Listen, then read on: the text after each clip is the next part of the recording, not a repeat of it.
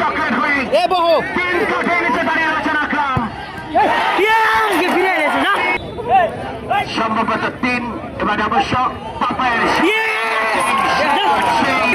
জার্সিধারী খেলোয়াড় রানা, 6 নম্বর জার্সিধারী খেলোয়াড় টপ্পু, গোল লেস্টার বিপ্লব।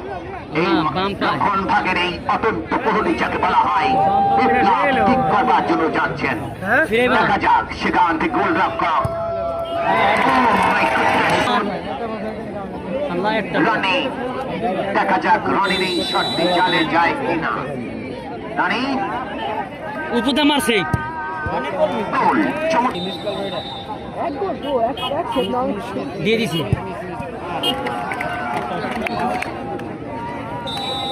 নরেশ এটাই ভাল লাগে না।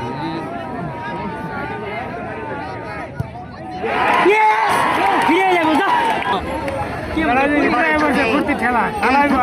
যদি রাজু ফিস্ট করতে পারেন তাহলেই কিন্তু খেলায় টিকে থাকবে। দেখা যাক ইমান রয়েছেন, আর এই গোলটা হয়ে গেলে জয়লাভ করবে সোনার বাংলা প্লাজা।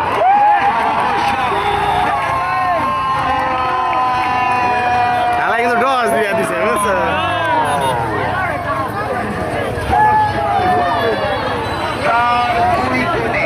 পাঁচশো জাগরণী এবং সোনার বাংলা প্লাজার খেলা পেনাল্টি শটে জিতে গেছেন 500 সোনার বাংলা প্লাজা, হেরে গেছেন 500 জাগরণী চক্র ফাউন্ডেশনের ফুটবলের টিম। জয়ের উল্লাস।